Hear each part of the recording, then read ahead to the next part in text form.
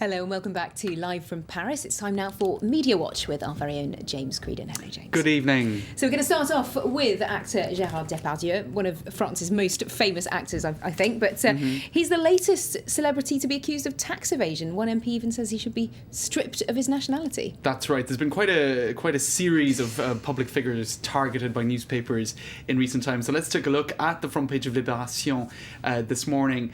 Le Mannequin Fisc. Now, I was kind of scratching my head at that for a little while until it was explained or it dawned on me. I'll pretend it dawned on me. I actually needed a little bit of unpacking. Le Mannequin Pis is probably the most notorious symbol of Belgium. It is a little statue peeing in Brussels. And it is very little, unlike Gérard Depardieu, who is getting larger and larger. A rotund individual.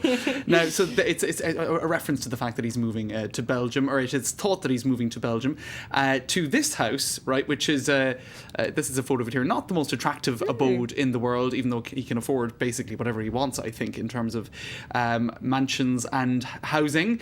And so a lot of people are like, hold on a minute, he's buying this house in Nechamps, 1 kilometre from the French border. This stinks of tax evasion. But just to get back to that front page, right, of the Mannequin Pis, that it could also be a reference by Libération to that incident in I think it was August 2011 when he peed on a plane between Paris and Dublin, EasyJet flight. And you weren't on the plane at the time. I wasn't on the plane. But I did hear all about it. I think I even spoke about it on France 24 at the time. I'm sure. So there you go. And you've got headlines such as this as well, saying une triste maison en Belgique, a sad-looking house in Belgium. So a lot of people really saying, come on, Gérard, this is just tax evasion. Now, one socialist MP by the name of Yann Galou is suggesting that the likes of Gérard Depardieu should be stripped of his nationality. If they want to go abroad and avoid paying their taxes, we'll take your passport off you. Thank you very much, says Mr.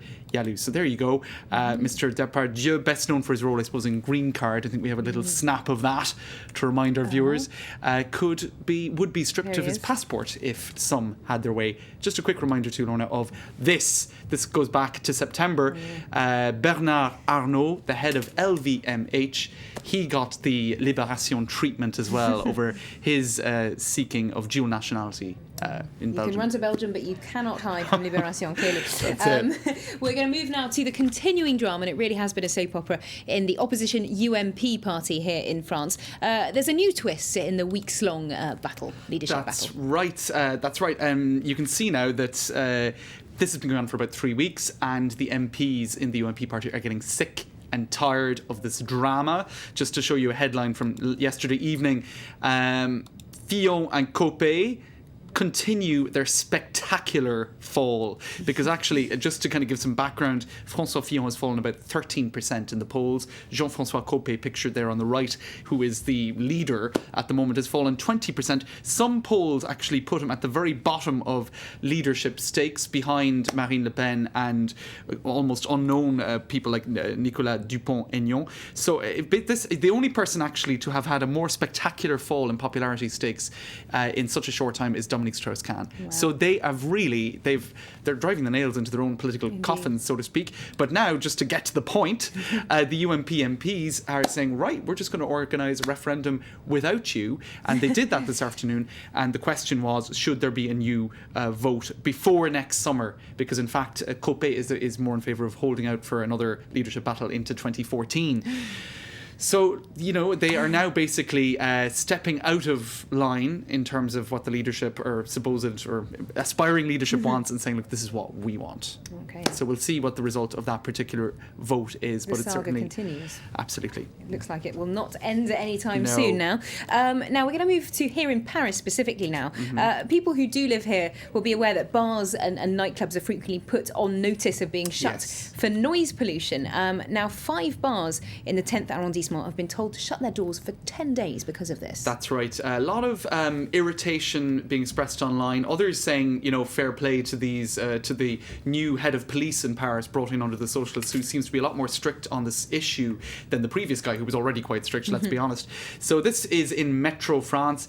Paris at night, simultaneous shutting of 5 bars in the 10th arrondissement. And that is actually a very, very extreme measure. And we've been seeing this sort of thing happening quite frequently in the last few months since the socialists came into power.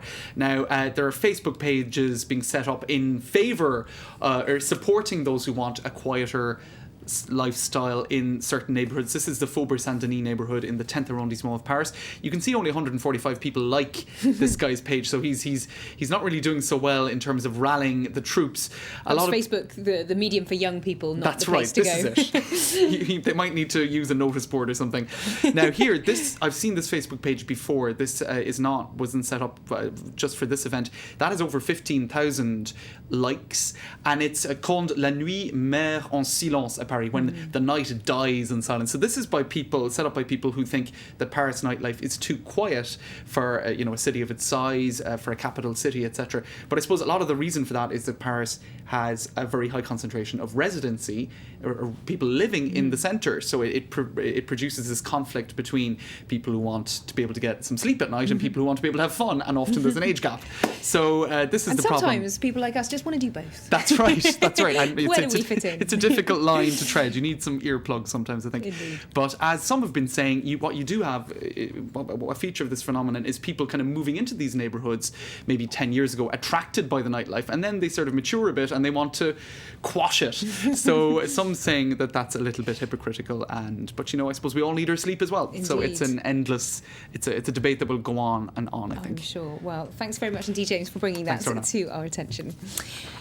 Now, I'll be here with more headlines in just a moment, right after Web News, and we start with some rather unusual primary elections in Italy.